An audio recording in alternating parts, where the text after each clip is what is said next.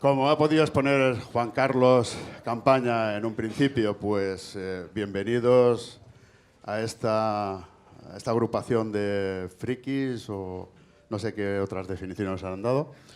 Lo cierto es que, bueno, estaba bien haber empezado a trabajar en esta línea.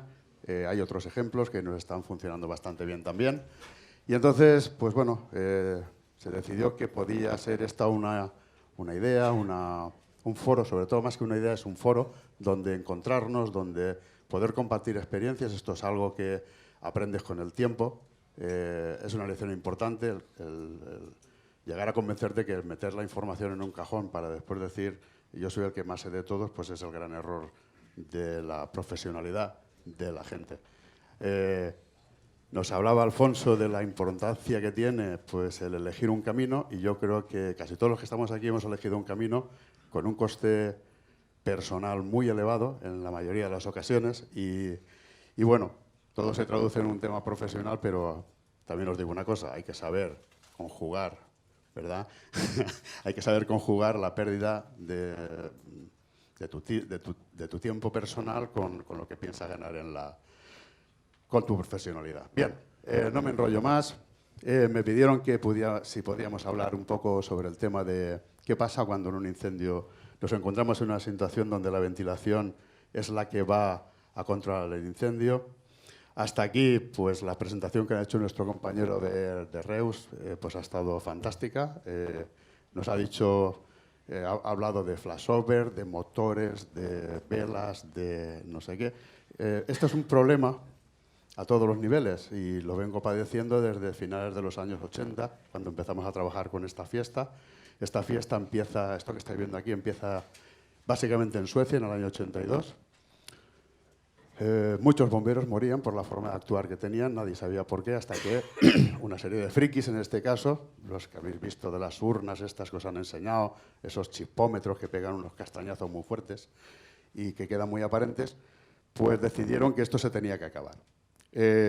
¿Sabéis cuál fue el primer problema que nos encontramos cuando yo me incorporo en este equipo de trabajo a finales de los 80? Esto estamos hablando de 82, yo me incorporo en el 89.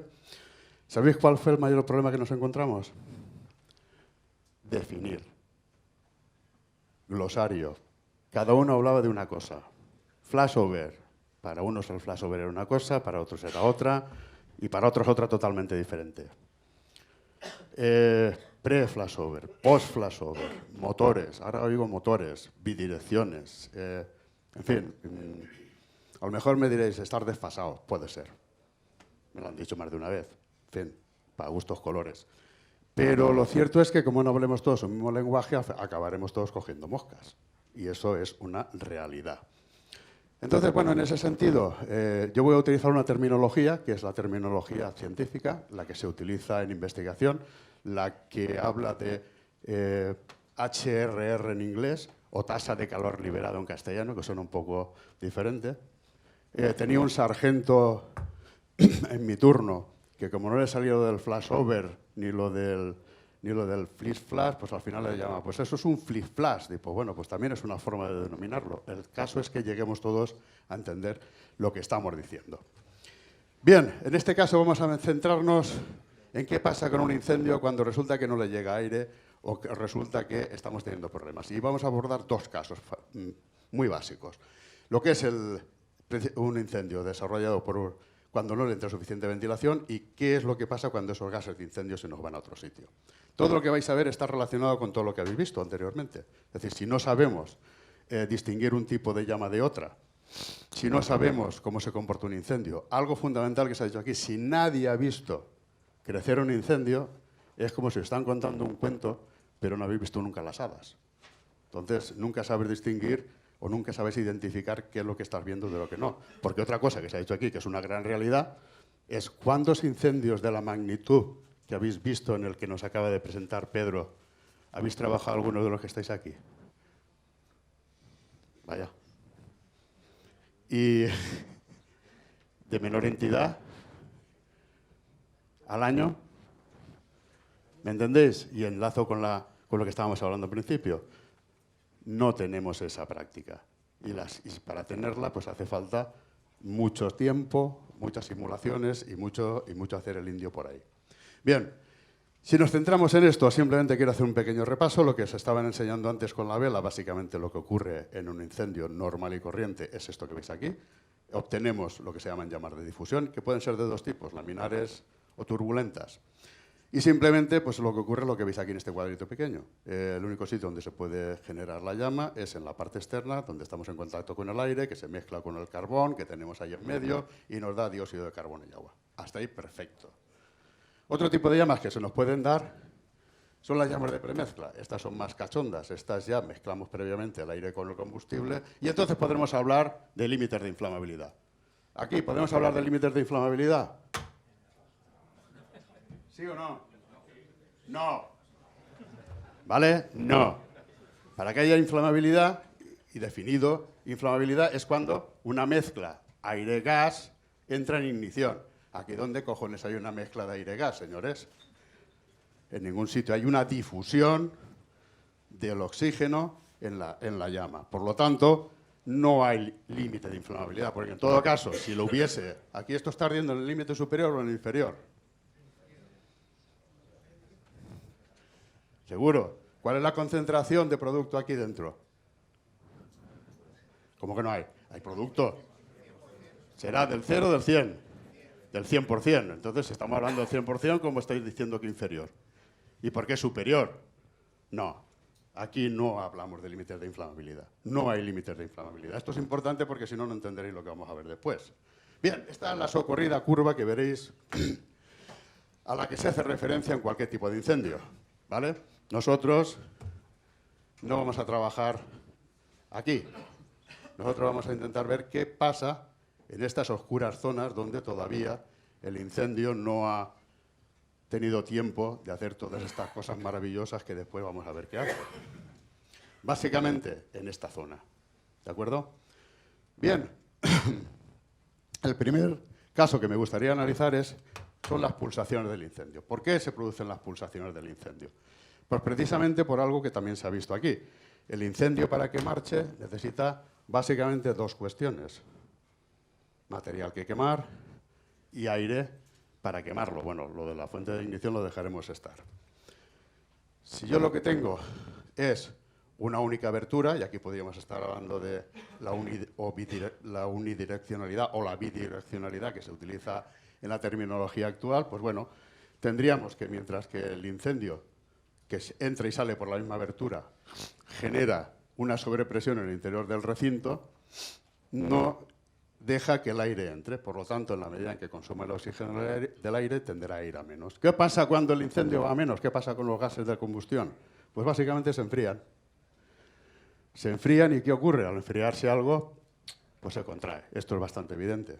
Al contraerse los gases del incendio, ¿qué ocurre? Pues que dejamos que el aire, que está en el exterior, que pesa más que lo que tenemos dentro. ¿Lo estoy diciendo mal? ¿Pesa más o pesa menos? Pesa más y no lo empuja.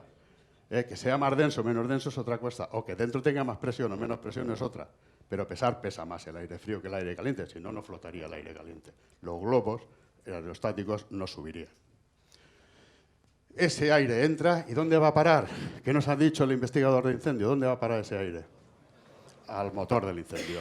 ¿Correcto? Entonces, cuando llegue ese motor del incendio, ¿qué ocurrirá? Nos volverá a activar ese foco de incendio, volverá a hacer que la presión aumente en el interior y, consecuentemente, nos volverá a tapar la entrada. Hay un vídeo de los años 90 que se desarrolló por la NFPA y que seguro que sale por algún lado de la pantalla. No, mira, va a salir por aquí.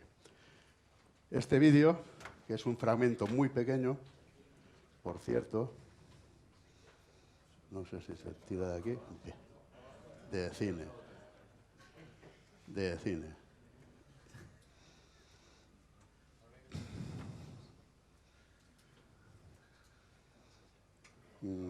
¿Este? Vale, este reproductor es que no es mi santo de devoción. Aquí podéis observar todo lo que se ha comentado anteriormente, no me voy a extender más. Veis cómo el incendio evoluciona, esto es un simulador parecido al que nos han enseñado que hacían en REU, lo único que aquí hay un cristal delante. Vemos cómo el aire entra, el foco del incendio o el motor está en el fondo, pero, señores, la tasa de calor liberado depende de la cantidad de aire que está entrando, ¿vale? Si dentro del recinto lo que tengo es todo combustible y cada vez se está expandiendo más, llegará un momento que por mucho que yo quiera, el incendio no va a coger más aire. Lógicamente, ¿qué hace?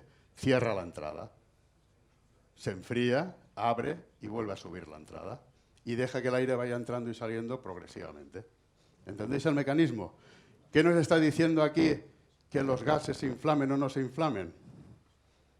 Pues que estos gases aquí están a temperatura de ignición, mientras que aquí no lo están, porque si no estaría ardiendo toda la columna.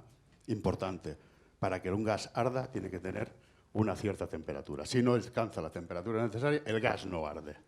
¿Bien? Ahora sí, ahora que me lo sé. Y encima cierro. Eso ya lo domino yo, que te cagas. Bien, en esta tesitura que estoy planteando, voy a intentar ir rápido porque nos hemos comido un cuarto, ¿no, Javi? Y vamos a ver si conseguimos acelerar. Podemos encontrarnos con varios escenarios. He seleccionado 4, ¿vale? Cuando nos falta ventilación, ¿qué va a ocurrir? Pues lo más simple es que el incendio se autoextinga, si es que es un solo recinto. Se puede extinguir, pero puede reanudar su desarrollo en un momento determinado si no somos cuidadosos.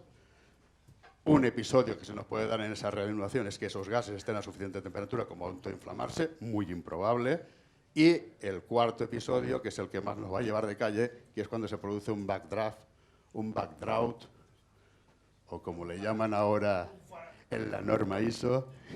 Bueno, lo dejo para después porque lo explico. Lo de la nomenclatura os lo tomáis a cachondeo, pero aquí se arman unas discusiones súper encarnizadas. Bien, ¿qué es lo que ocurre cuando un incendio se extingue? Cuando un incendio se autoextingue, nos estamos moviendo en este rango de temperaturas, es decir, tenemos poca temperatura en la curva general de incendio, apenas hemos llegado a tener unos valores aceptables, el tiempo es relativamente corto, estaríamos hablando de unos 10, 15 minutos, máximo 20 minutos, en los cuales, si no ha habido alimentación de combustible, pues el objeto, porque esto es importante también, solamente hay un objeto, el objeto inicial, si el incendio empieza aquí, y no tiene más a dónde ir porque nos hemos quedado sin aire, ya no le va a afectar a los que tenga alrededor. Y entonces, pues eso va a generar muy poca carga térmica, ¿de acuerdo? ¿Qué va a ocurrir en este caso? Pues bueno, generará el humo que tenga que generar, caerá sobre el foco o sobre el motor del incendio y el problema ahí lo van a tener pues prácticamente las personas que estén debajo, que son los ocupantes del edificio. Como os he dicho, son episodios muy cortos. Las temperaturas no son excesivamente altas, podemos estar hablando de unos 400 grados como mucho. Dirías, coño, 400 grados son temperatura. Os aseguro que no es temperatura para un incendio. No le deja apenas evolucionar. Y el periodo de tiempo, pues no más allá de entre 15 y 20 minutos. Cuando esto llega aquí, los gases se enfrían muy por debajo de cualquier posibilidad de que se vuelvan a inflamar. Por lo tanto, tendremos poca presión en el interior del recinto y, aunque abramos una abertura, va a ser muy difícil que ese incendio tenga capacidad de remontar, ¿vale? Bien, supongamos que no es esa la cuestión. Supongamos que esto se ha iniciado, no tengo el recinto herméticamente cerrado, pero sí que tengo alguna zona de ventilación, una ventana que se ha roto, que puede estar cerca o lejos del foco del incendio, materiales alrededor de ese foco inicial del incendio, de ese motor inicial del incendio, que sea capaz, susceptible de arder también, y entonces lo que tengo es que ya no estoy en esta parte de aquí de la curva, sino que estoy subiendo a temperaturas ya más elevadas. Tengo más cantidad de material que está entrando en el proceso y, por lo tanto, un mayor nivel de energía liberada en ese proceso de combustión. Si en este momento nosotros volvemos a abrir una abertura, la cantidad de calor que tengo almacenada dentro y la cantidad de gases no quemados va a hacer que ese incendio vuelva a reactivarse, vuelva a coger velocidad. Bien, esta sería más o menos una representación. Nosotros tenemos el incendio cerrado, lo abrimos, esto es la teoría del metro, deje usted salir antes de entrar, los gases calientes van a salir y va a permitir que el aire frío entre en el interior del recinto. ¿Y ahí dónde es el único sitio donde se puede producir la combustión?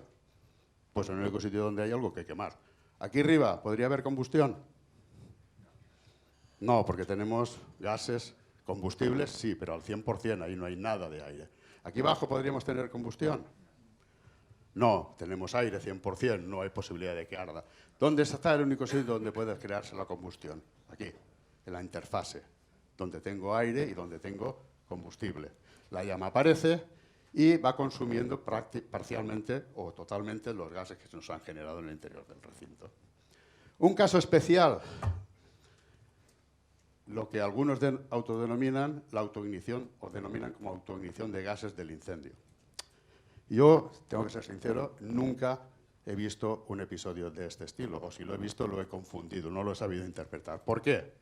Porque la situación que yo os describía aquí tiene que haberme dado lugar a que los gases que están aquí dentro estén como mínimo a una temperatura de autoignición de esos gases de combustión, que suele estar entre 500 y 600 grados. 500 y 600 grados en los gases de incendio es mucha temperatura para que un incendio que está falto de ventilación haya podido llegar a ese estado. Salvo que en un ático o en algún sitio de este estilo, por sobrealimentación, el incendio puede haber evolucionado a mucha temperatura, pero no puede evolucionar más.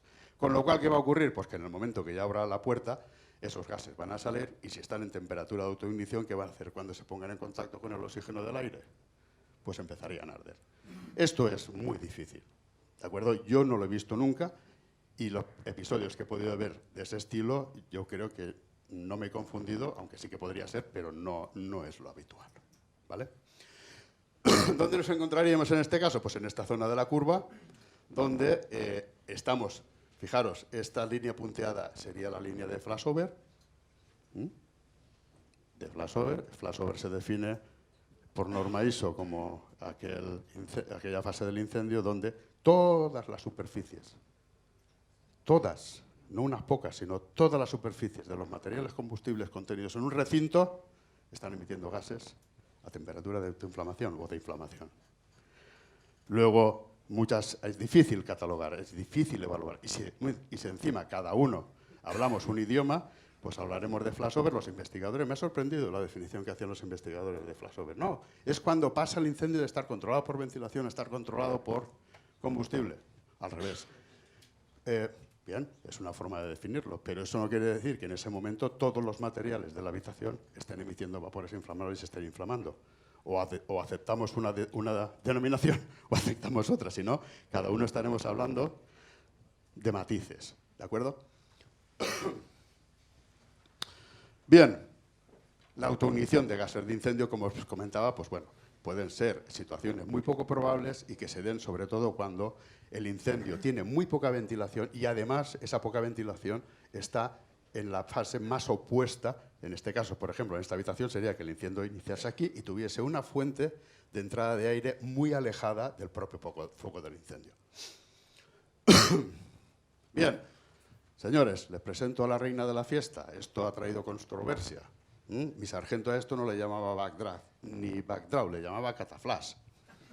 Bueno, para esa aclarada mejor.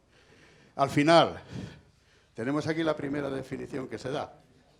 Según la NFPA, esto también es una definición de mediados de los 60, estaremos hablando de ese estilo, nos decía que en un recinto donde hay gases no quemados de la combustión, en el momento que yo genero una abertura, se puede producir una deflagración, o sea, debido a la introducción de oxígeno en el recinto, se puede provocar un incendio, que en algunas ocasiones puede resultar con una fuerza explosiva, ¿vale? En nuestra curva de incendio, nosotros hubiéramos tenido una evolución hasta aquí, hubiéramos tenido una situación en la que mucho material del que está contenido en el recinto ha entrado en el proceso de combustión, de pirólisis, perdón, y en un momento determinado le hemos dado oxígeno.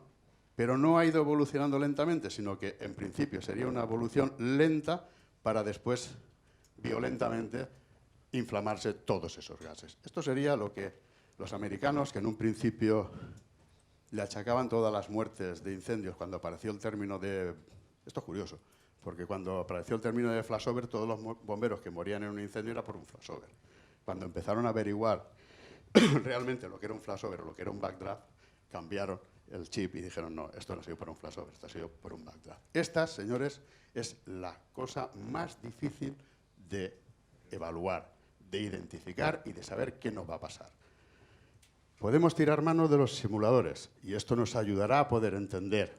Podemos tirar manos de las maquetas y esto nos dará también un entendimiento de lo que está ocurriendo. Pero realmente evaluar un escenario de este estilo o de los que hemos visto anteriormente es muy difícil porque son tantas las variables que nos pueden engañar, nos podemos equivocar. ¿Cómo está el negocio hoy con el tema de la definición?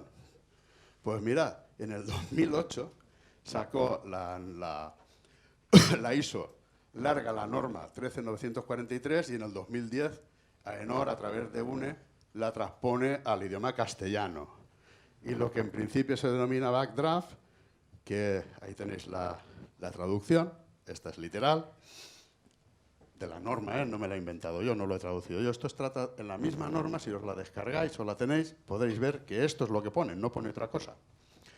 Y dice más o menos lo que habíamos dicho antes, es decir, una combustión con llama rápida causada por la introducción repentina de aire en un recinto, en un espacio que contiene una carencia de oxígeno y que debido a los productos calientes de la combustión se inflama. Y en algunos casos puede resultar en una explosión. Pero la definición, yo no sé, yo me quedo con el cataflash, Bueno, vosotros decís lo que queráis, pero contracorriente queda un poco... Bien, este es ¿cómo se dice ahora? El estado del arte, perdón, no me salía. Bien, en esta situación, ¿qué es lo que podemos decir o qué es lo que podemos concluir a que nos lleva el desarrollo de un recinto con ventilación limitada en una situación de backdraft? Pues bueno, más o menos estas son las características. Tenemos una gran acumulación de gases que no se han quemado, por lo tanto es combustible.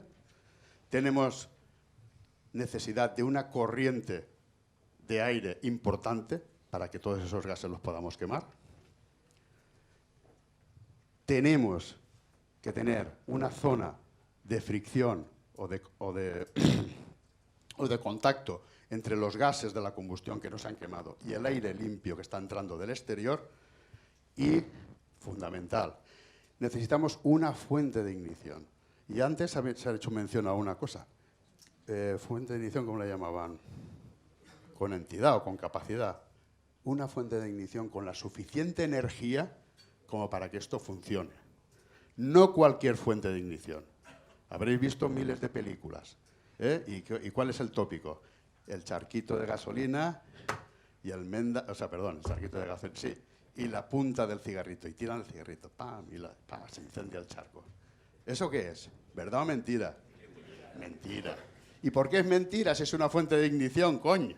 Uy, perdón, ya se me ha ido el valenciano. ¿Por qué? Porque esa punta de cigarro no tiene la suficiente energía como para que ese material comience su ignición. ¿Vale? Entonces, ¿qué necesitamos? Una potencia de energía suficiente. Si no tenemos una energía de potencia suficiente, no hay función. ¿Vale? Si todo esto se combina, ¿qué acabamos teniendo? Pues una deflagración turbulenta en el interior del recinto y la fantabulosa bola de fuego que se nos sale al exterior, a lo cual provoca los aplausos y los vítores de los bomberos que están visualizando la práctica o lo que quiera que queramos hacer.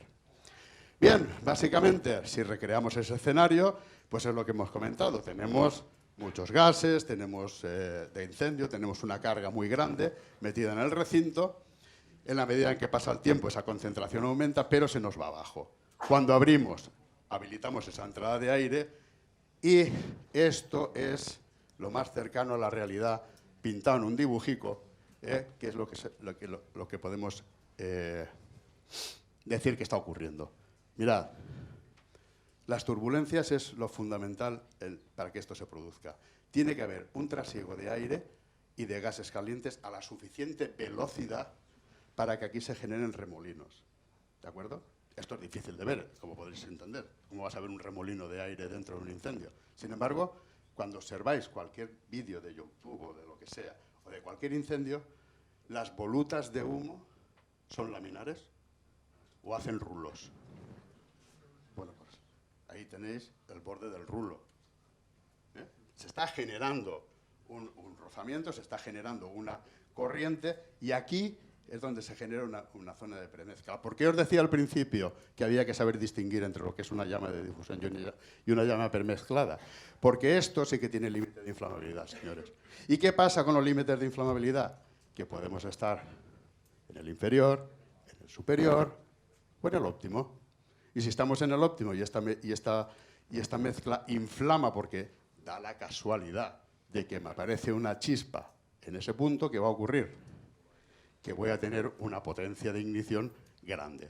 ¿De acuerdo? Bien, cuando eso ocurra, lo que va a pasar es que esa ignición va a provocar la dispersión de la llama alrededor de todo el circuito que tengo y lo que va a hacer es empujar literalmente todo lo que tengo dentro de ese recinto hacia el exterior. Bien. Vamos a ver dos casos. Dos casos, además, typical Spanish. Eso es todo español. Español. ¿Dónde estás? Que no te veo. No va. Ah, sí que va, cojones. Bueno, como podéis ver, estamos en Zaragoza, campo de maniobras. Dos señores aquí que no saben lo que pintan.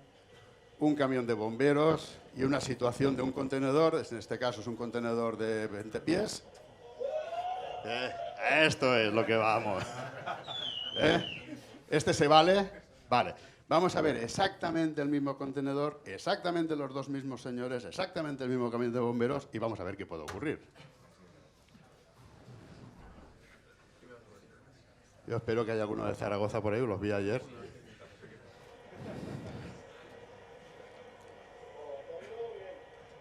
De color bien.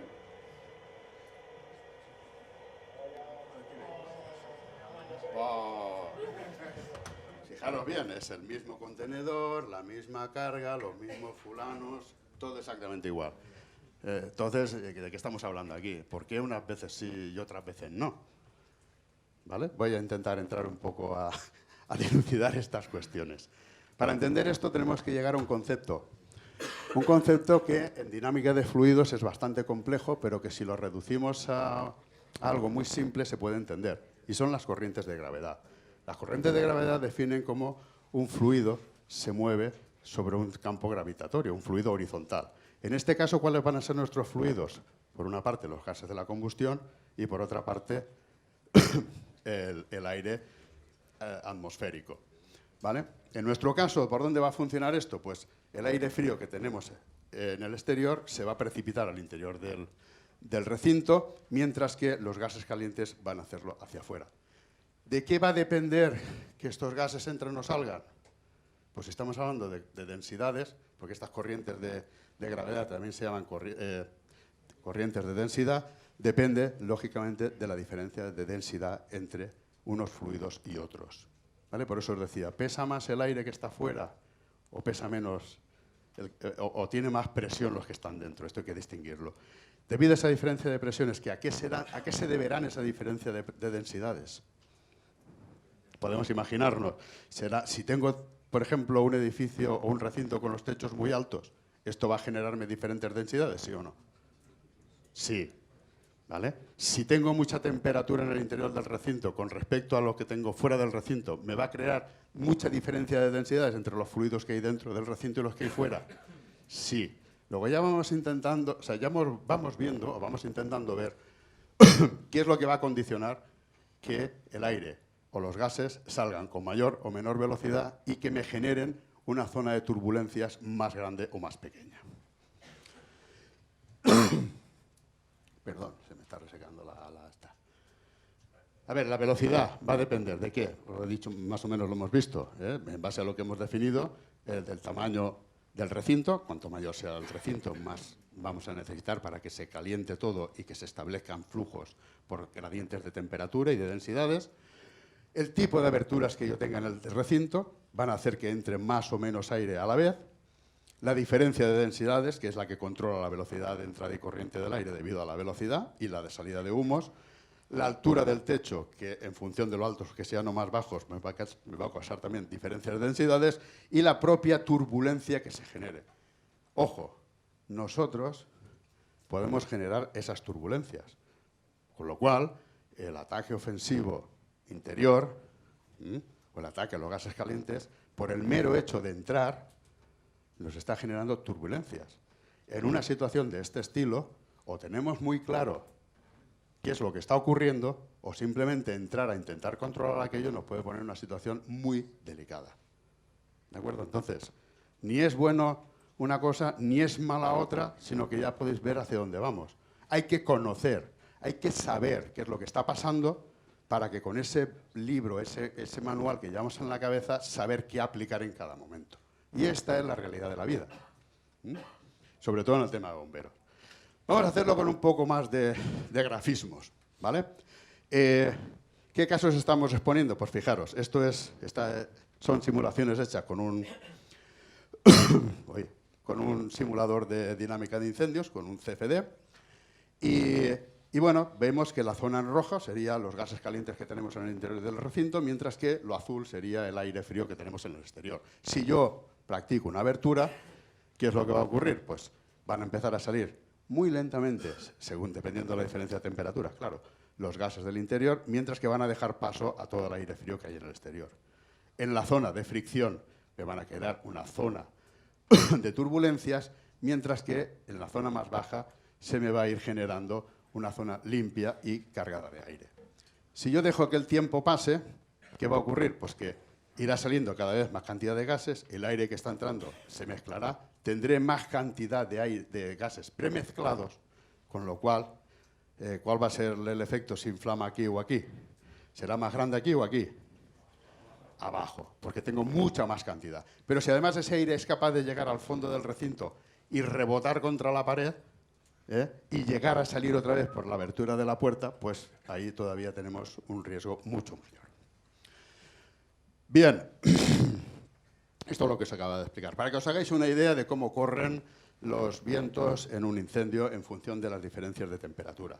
Cuando los gases del incendio alcanzan temperaturas de alrededor de los 150 grados, estamos hablando de velocidades que ronda el metro por segundo. Si recordáis, con la formación que se da en química, un metro por segundo es lo que se considera una velocidad de viento estable para que el área sea redonda y poco viento. Sin embargo, cuando nos acercamos a los 500 grados, la velocidad se duplica. ¿Y qué pasaba cuando en química o en accidentes químicos decíamos que la velocidad superaba los 2 metros por segundo? Pues que se nos hacían unas elipses de la leche y la situación era bastante inestable. Pues bueno, 2,2 metros por segundo es una ventolera, efectos de incendio. Habéis podido ver en los vídeos anteriores cómo las faldillas de la mesa camilla o de la mesa que estaba en medio iban totalmente en la dirección de donde estaba el aire, hacia donde se iba, hacia el motor del incendio. O sea, son ventoleras, ¿vale? Bien, pues entonces en esa situación supongamos que un bombero abre la puerta, que está entrando hacia el interior del recinto y que después cierra la puerta atrás. En estas situaciones, estamos hablando de situaciones de falta de ventilación. ¿Qué es lo que estamos haciendo? Crear una corriente, crear turbulencias, ¿vale? Entonces, lo que os vuelvo a repetir, y para mí es importante, hay que saber lo que estamos haciendo antes de hacerlo, antes de mandar una maniobra, ¿vale?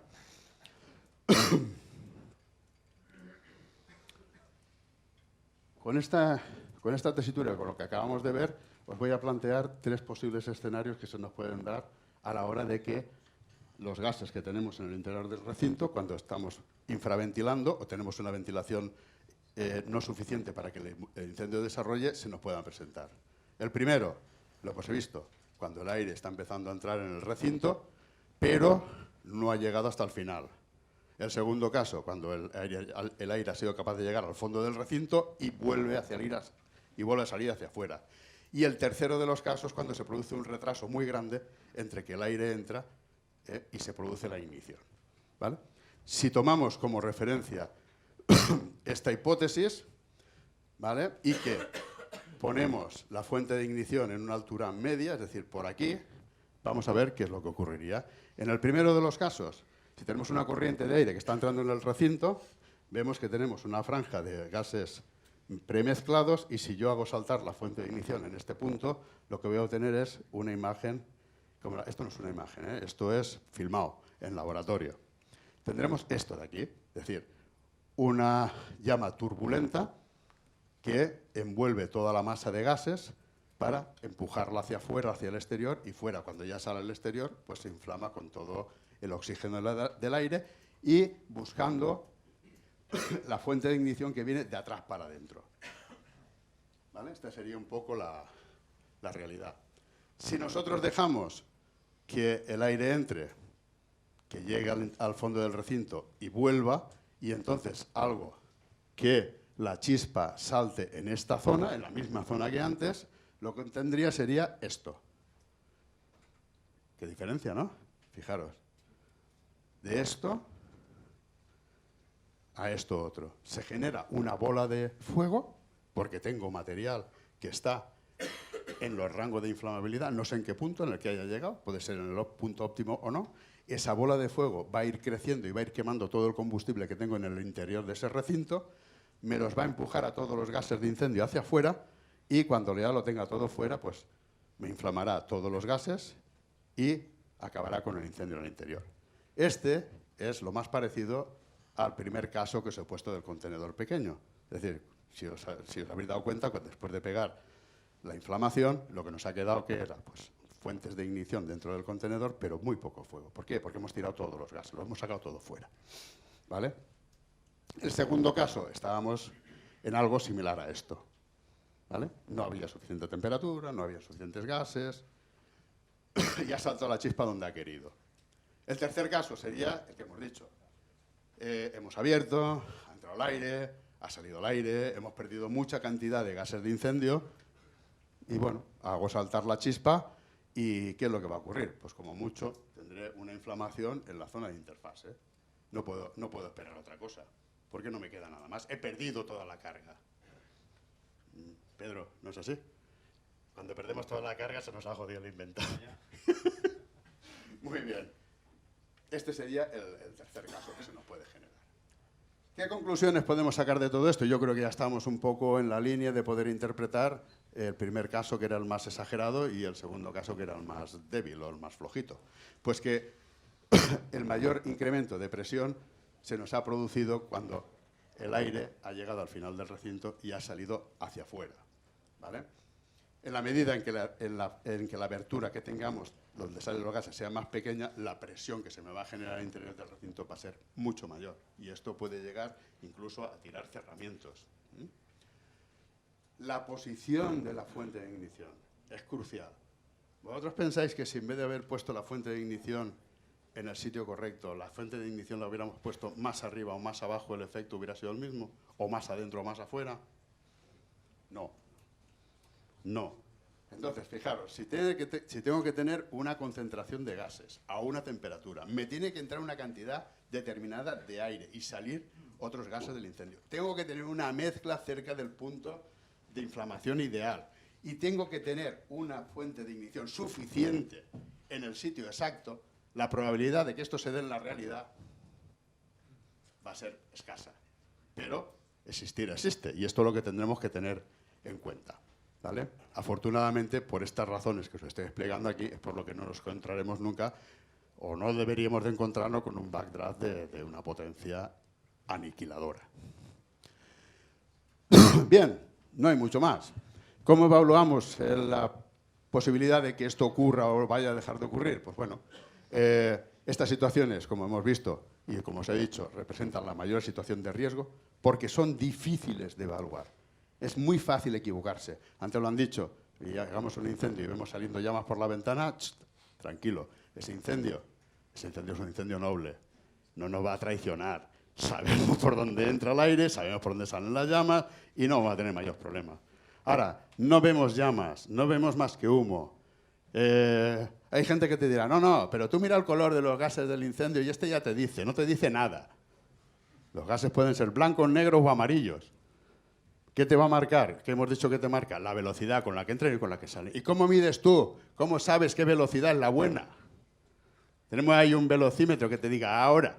No, no lo tienes. ¿Vale? Entonces, esto es difícil, muy difícil de evaluar. Diferentes tipos de escenarios. Bien, esta es la evaluación del riesgo. ¿Cómo hacerlo? Experiencia, ver, simuladores, lo que queráis, pero hay que familiarizarse con esta situación.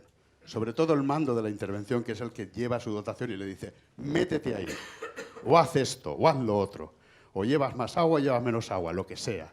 Pero si yo no sé identificar esto, mal estoy.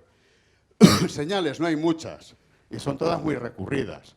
El incendio está en el espacio mínimo, ventilación poca, sí, esto ya me puede dar una idea, evidentemente. Que tengo depósitos de aceite en la ventana. ¿Cuántas veces os habéis acercado a una ventana de un quinto piso a ver si hay aceite depositado en las ventanas? Ninguno. Que las puertas estén calientes y las ventanas también. Bueno, eso es más fácil, tengo que reconocerlo. Que los gases del incendio están pulsando por las aberturas. Hombre, eso también lo puedo observar, ¿vale? O que el sonido silba. A ver, a mí el único silbido que me genera un incendio es muchas veces cuando abro y quiero cerrar, cuando estoy intentando provocar un backdraft en un contenedor de 20 pies, intento cerrar la puerta cuando el incendio está a toda velocidad, no es que silbe, es que casi hay veces que no tengo huevo a cerrar la puerta por la presión que me está generando el incendio. Entonces sí que silba.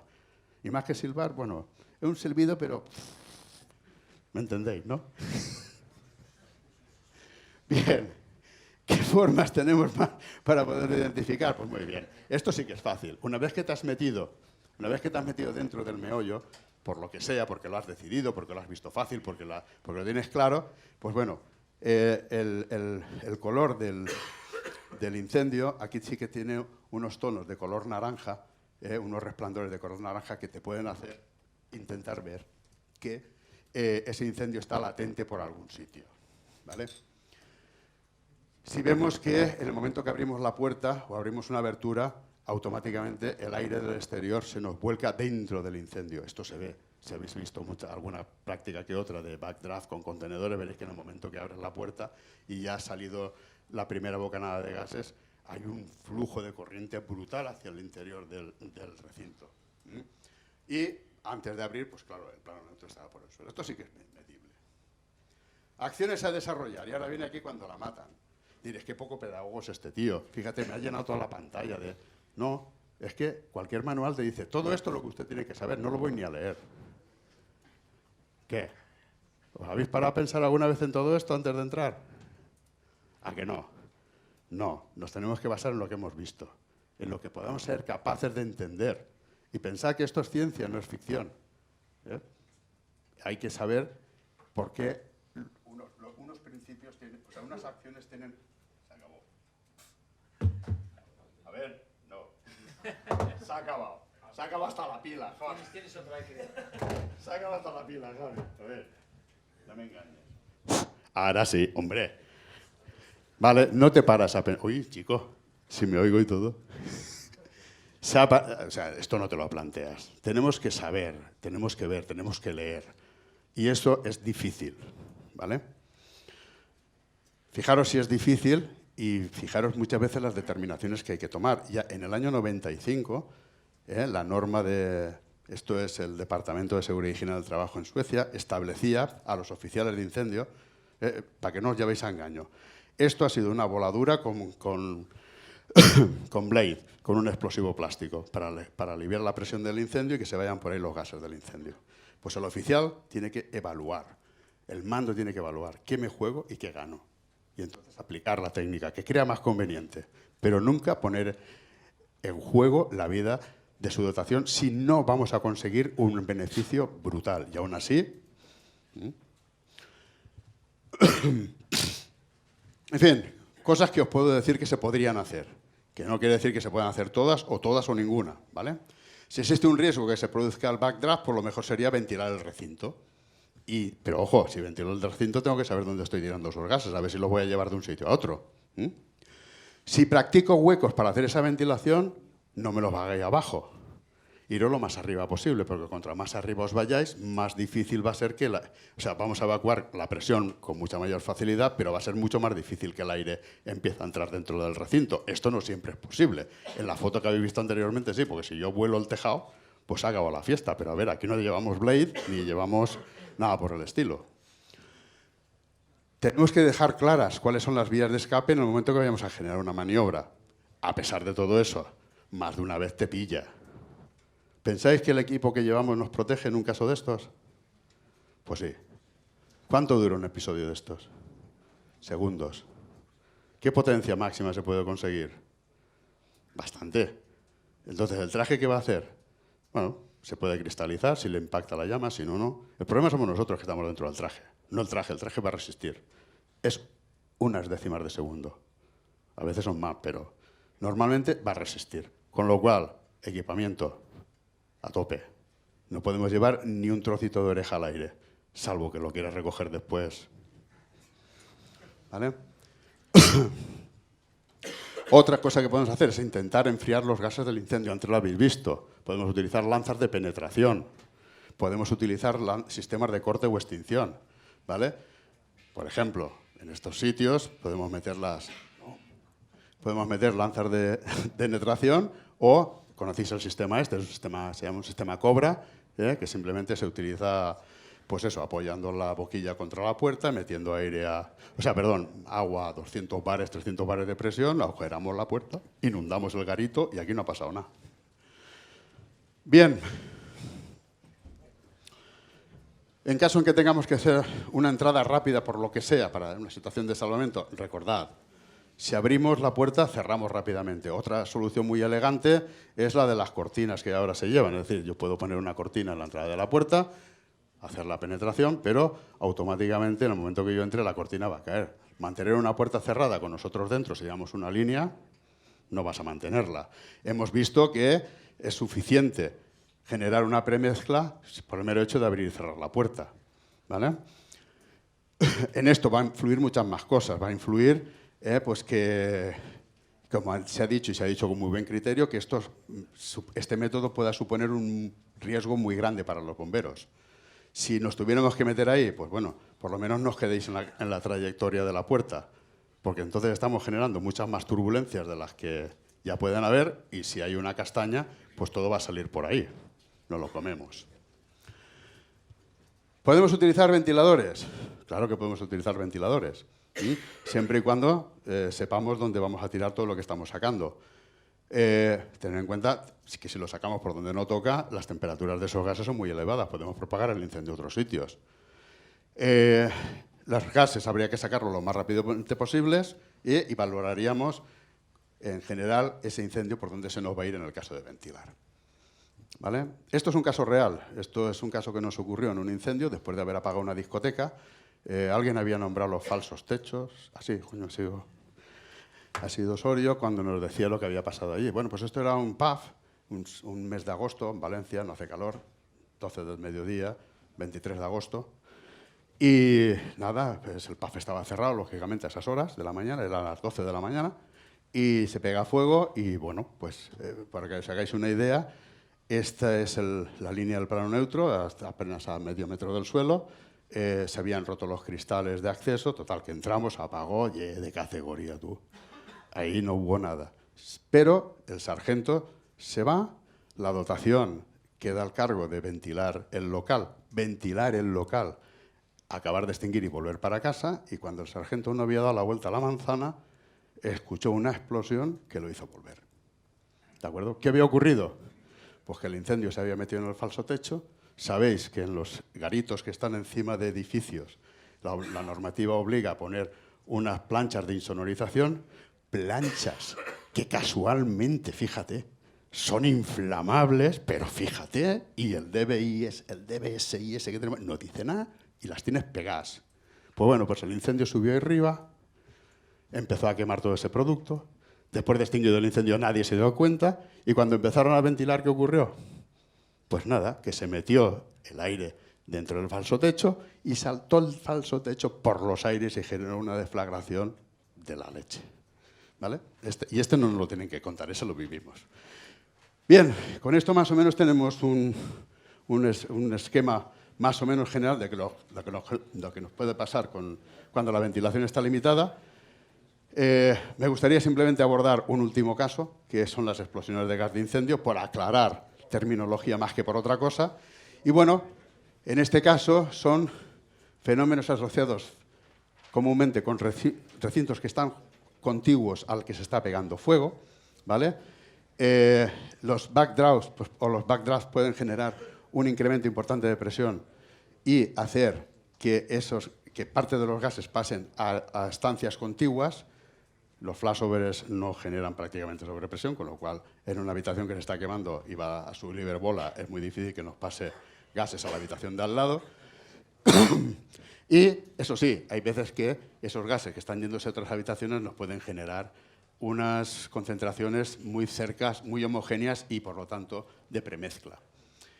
¿Cómo se define la explosión o la inflamación, había visto por ahí antes también, de gases de incendio? Pues bueno, no es una norma, no está definido por norma ISO, con lo cual aquí podemos decir lo que queramos, pero viene a ser que cuando los gases del incendio que se producen en un recinto pasan al recinto adyacente o viajan a lo largo de un edificio y se propagan a otras partes donde el incendio no existe en ese momento y esa mezcla de gases se puede inflamar, esto es lo que se denomina una explosión de gas de incendio. ¿De qué depende de que esto vaya a ser más potente o menos potente? Pues simplemente del tipo de materiales que se están quemando, lo lejos que hayan llegado, lo que se haya mezclado con el aire y que tengamos una fuente de ignición o se encuentre con una fuente de ignición lo suficientemente potente como para inflamarlos.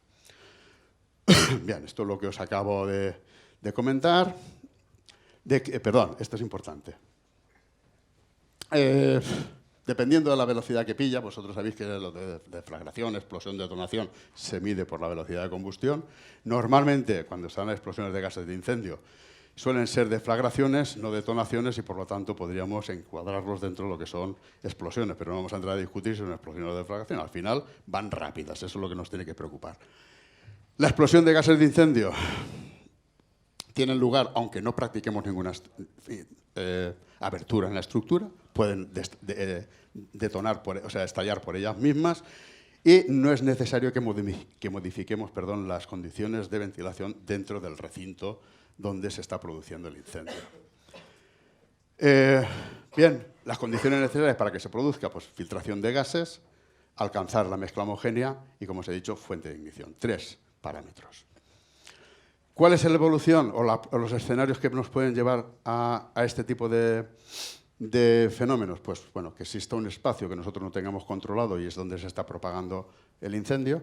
Uno muy habitual, yo supongo que aquí a lo mejor en el norte sí, porque tenéis algunas construcciones que sí que son de madera, pero sobre todo en los países del centro de Europa y en el norte de Europa, donde la construcción es mucho de madera y el incendio que se produce en una habitación puede estar calentando los muros, las paredes que delimitan la habitación contigua y entonces esa madera, ese combustible está destilándose al otro lado. O incluso que pueden haber objetos inflamables pegados a las paredes. ¿Vale? ¿Qué hacer? Pues aquí sí que es difícil. Intentaríamos, pues, una forma muy elegante, es con ventiladores de presión positiva, generar mayor presión en el local que nosotros preveamos donde se va a acumular esos gases, de manera que no tengan capacidad de superar la presión que me genera el incendio. Normalmente con cualquier ventilador podríamos hacerlo. Otra forma sería liberar presión en la parte más alta para que esos gases se fueran por el aire. Eso tiene su miga, porque ahí hay que estar coordinado y hay que procurar que cuando el plano neutro levanta, pues que no nos genere un paso más rápido todavía de gases al otro lado y que no se inflame lo que está saliendo. Básicamente es lo que hay. Remato todo esto con un vídeo que esto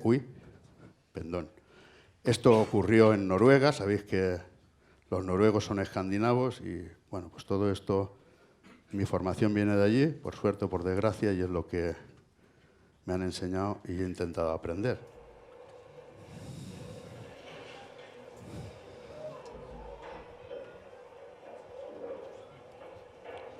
No tiene desperdicio. Como podéis ver, si queréis lo vuelvo a poner un poco al principio.